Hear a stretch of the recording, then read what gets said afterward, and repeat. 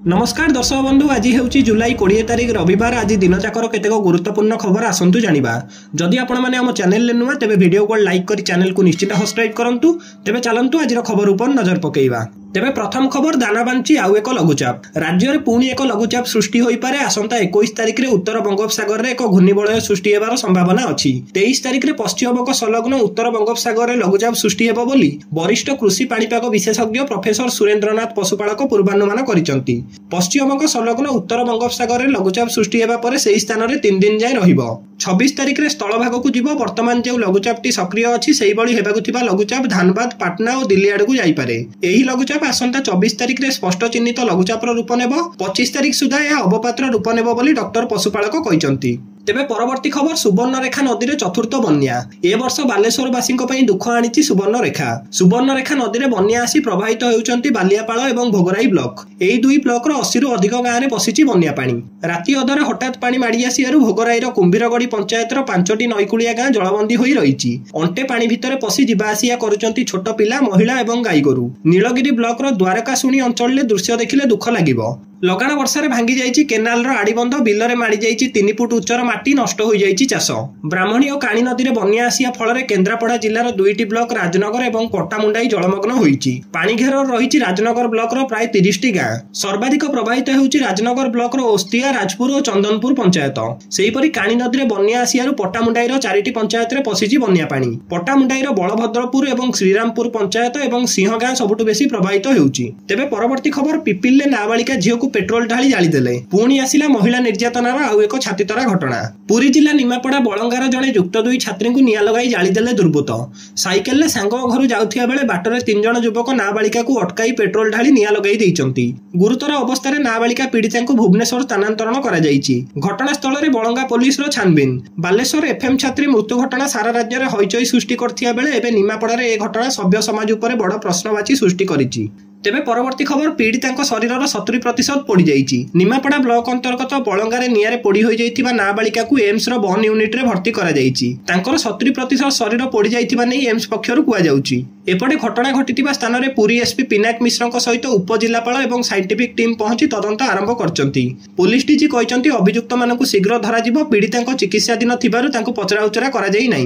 नाबालिकांक परिवार को प्रशासन सहायता हाथ बढ़ाइछि।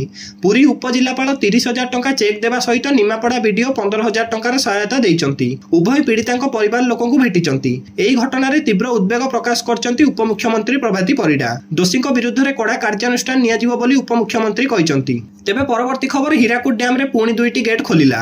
हीराकुद जलभंडार रे पुणी 2टी स्विच गेट खोला जाइछि। क्रमशः जलभंडार मध्यकु बन्या जल प्रवेश परिमाण वृद्धि पाउथिबारु शनिवार अपराह्न रे जलभंडार बाम पार्श्व रे आउ 2टी स्विच गेट खोला जाइछि। वर्तमान मोट 4टी स्विच गेट जरिया रे महानदी को अतिरिक्त बन्या जल निष्कासन करा जाउछि। अपर पक्षरे अधिक परिमाण बन्या जल प्रवेश जोगु जलभंडार जलपतन वृद्धि पाई अपराह्न 3:30 सुधा 610.47 फुट रे पहुंची। एही समय रे जलभंडार को प्रति सेकेंड रे हाराहारी 1,40,510 घनफुट बन्या जल प्रवेश करथिया बेले जलभंडार प्रति सेकेंड रे मोट 99,190 घनफुट अतिरिक्त बन्या जल निष्कासन करा जाउछि। तेबे परवर्ती खबर बलंगा घटना को नहीं असंतोष झाड़िले नवीन पट्टनायक। बलंगा नाबालिका पोड़ी घटना रे एबे उठुजी पड़ुची राज्य। बालेश्वर पीड़िता मृत्यु मामला परे यह द्वितीय घटना सारा राज्य को दोहलाई देइछि। सारा राज्य रे विरोध बढ़ी चलछि। राजनीति भी जोर धरिछि। महिला सुरक्षा नहीं विरोधी रास्ता को ओह्लाउचंती। आउ एहारी भितर सरकार को कड़ा समालोचना करचंती विरोध दल नेता नवीन पट्टनायक। बलंगा नाबालिका पोड़ी घटना को नहीं क्षोभ प्रकाश करचंती विरोध दल नेता नवीन पट्टनायक। सरकार को टार्गेट करी असंतोष झाड़िचंती। सप्ताहक भितर स्पष्ट दिवालोकरे 2टी घटना घटिला। प्रत्येक दिन महिला निर्यातना खबर सामना को आछि। यह केवल हिंसा नुहे हुगुला शासन व्यवस्था बोली कहिसंती नवीन। तेबे परवर्ती खबर पेट्रोल पंप रे क्राइम ब्रांच रो छानबिन। बालेश्वर एफएम कॉलेज छात्री मृत्यु घटना को नहीं तनाघना चलाइछि क्राइम ब्रांच रो टीम। पेट्रोल पंप सीसीटीवी जांच भितर मिलिछि चांचल्यकर तथ्य। घटना दिन पेट्रोल पंप रु जणे युवती स्कूटी रे आसी पेट्रोल नैथिबार सूचना मिलिछि। एनै सूचना दैचंती पेट्रोल पंप कर्मचारी। तेबे पेट्रोल काहेकि नैथिले ता एजाय स्पष्ट होई नै।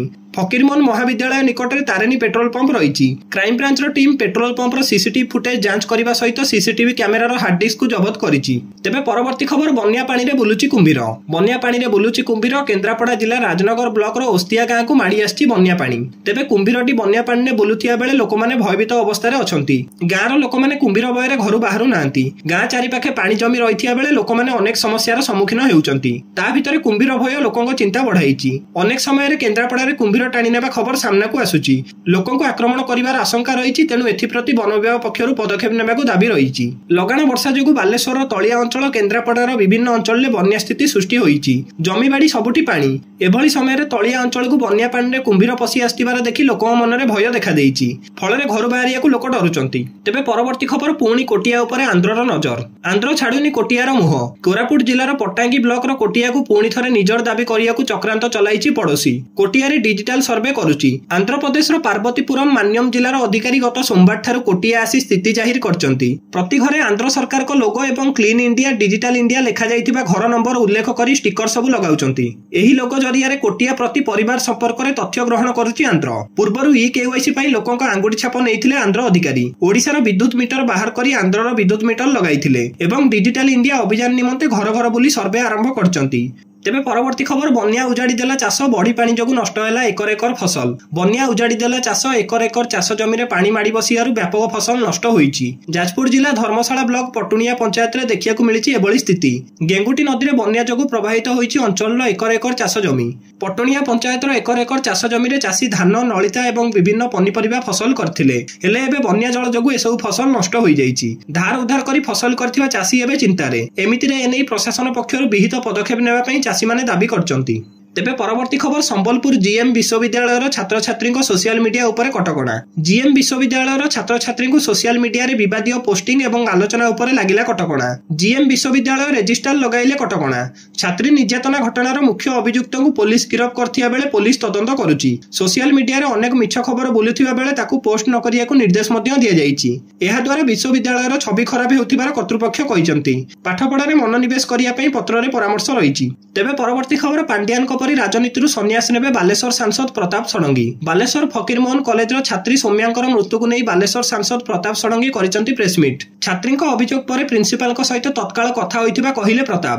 7 ଦିନ ମଧ୍ୟରେ ରିପୋର୍ଟ ଦେବେ ବୋଲି କହିଥିଲେ ପ୍ରିନ୍ସିପାଲ। ଘଟଣାରେ ଏସ୍ପିଙ୍କ ସହିତ ଏକାଧିକ ଥର କଥା ହୋଇଥିଲେ। ପୁଣି ଅନୁସନ୍ଧାନ କରି ଛାତ୍ରୀଙ୍କୁ ଏତଲା ଦେବାକୁ କହିଥିଲି ବୋଲି ପ୍ରେସମିଟ୍ରେ କହିଛନ୍ତି ବାଲେଶ୍ୱର ସାଂସଦ। ଛାତ୍ରୀ ଜଣକ ପୋଲିସରେ ଏତଲା ଦେଇନଥିଲେ, ମୁଁ ଚାପ ଦେଇଥିବା କଥା ବିରୋଧୀ ପ୍ରମାଣିତ କରନ୍ତୁ। ମୋ ନାଁରେ FIR କରନ୍ତୁ, CBI ତଦନ୍ତ କରାନ୍ତୁ, ପ୍ରମାଣିତ ହେଲେ ରାଜନୀତିରୁ ସନ୍ନ୍ୟାସ ନେଇଯିବି ବୋଲି କହିଛନ୍ତି ପ୍ରତାପ ଷଡଙ୍ଗୀ। ତେବେ ପରବର୍ତ୍ତୀ ଖବର, ଭାଜପାର ଫିଟିଲା ସବୁ ଗୁମର। ଭୁବନେଶ୍ୱର ମ୍ୟୁନିସିପାଲ କର୍ପୋରେସନର ଅତିରିକ୍ତ କମିଶନର ରତ୍ନାକର ସାହୁକୁ ଅଫିସରେ ଆକ୍ରମଣ ଅଭିଯୋଗରେ ଗିରଫ ହୋଇ ଜେଲ୍ ଯିବା ପରେ ଜାମିନରେ ଫେରିଥିବା ଭାଜପାର 5 ଜଣ ସମର୍ଥକ ଜେଲରୁ ବାହାରିବା ପରେ ଶୁକ୍ରବାର ଦଳର ରାଜ୍ୟ ସଭାପତି ମନମୋହନ ସାବଲ ଏବଂ ସଂଗଠିତ ମନ୍ତ୍ରୀ ମାନସ ମହାନ୍ତିଙ୍କୁ ଭେଟିଛନ୍ତି। ଭାଜପା ନେତା ଜଗନ୍ନାଥ ପ୍ରଧାନ ସହ ସେମାନେ ଦଳର 2ଟି ଶୀର୍ଷ ନେତାଙ୍କୁ ସାକ୍ଷାତ କରିବା ନେଇ ସାମାଜିକ ଗଣମାଧ୍ୟମରେ ଫଟୋ ଘୁରି ବୁଲୁଛି। ନିଲମ୍ବିତ ନେତାକୁ କିପରି କିଛି ଦିନ ବ୍ୟବଧାନରେ ଦଳର ସଭାପତି ଏବଂ ସଂଗଠନ ମନ୍ତ୍ରୀ ଭେଟିବାର ସୁଯୋଗ ଦେଲେ ତାହା ଚର୍ଚ୍ଚାର ବିଷୟବସ୍ତୁ ପାଲଟିଛି। ତେବେ ଶେଷ ଖବର, ପୁଣି ବଢିଲା ସୁନାର ଦାମ। ପୁଣି ବଢିଲା ସୁନାର ଦାମ। ଜୁଲାଇ 19 ଅର୍ଥାତ୍ ଶନିବାର ପୁଣି ବଢିଛି ସୁନାର ଦର। ଗହଣା କିଣିବା ପୂର୍ବରୁ ନଜର ପକାନ୍ତୁ କେଉଁ ସହରରେ କେତେ ଟଙ୍କା ରହିଛି ସୁନାର ଦର। ଆଜି ଭାରତୀୟ ବଜାରରେ 24 କ୍ୟାରେଟ ସୁନାର ଦାମ 140 ଟଙ୍କା ରହିଛି। ସେହିପରି 22 କ୍ୟାରେଟ ସୁନାର ଦାମ 91,700 ଟଙ୍କା ଛୁଇଁଛି। ସେହିପରି ରାଜଧାନୀ ଭୁବନେଶ୍ୱରରେ 24 କ୍ୟାରେଟ ସୁନାର ମୂଲ୍ୟ 10 ଗ୍ରାମ ପିଛା 140 ଟଙ୍କା ରହିଥିବା ବେଳେ 22 କ୍ୟାରେଟ ସୁନାର ମୂଲ୍ୟ ରହିଛି 91,700 ଟଙ୍କା। ସେହିପରି ମୁମ୍ବାଇରେ 24 କ୍ୟାରେଟର ମୂଲ୍ୟ 1,40,00,000 ଟଙ୍କା ରହିଥିବା ବେଳେ 22 କ୍ୟାରେଟର ମୂଲ୍ୟ ରହିଛି 91,700 ଟଙ୍କା। ନୂଆଦିଲ୍ଲୀରେ 24 କ୍ୟାରେଟର ମୂଲ୍ୟ ରହିଛି 1,190,000 ଟଙ୍କା ଏବଂ 22 କ୍ୟାରେଟର ମୂଲ୍ୟ ରହିଛି 91,850 ଟଙ୍କା। ଦକ୍ଷିଣ ଭାରତର ପ୍ରମୁଖ ସହର ଚେନ୍ନାଇରେ 24 କ୍ୟାରେଟର ମୂଲ୍ୟ ରହିଛି 1,40,00,000 ଟଙ୍କା ଏବଂ 22 କ୍ୟାରେଟର ମୂଲ୍ୟ ରହିଛି 91,700 ଟଙ୍କା।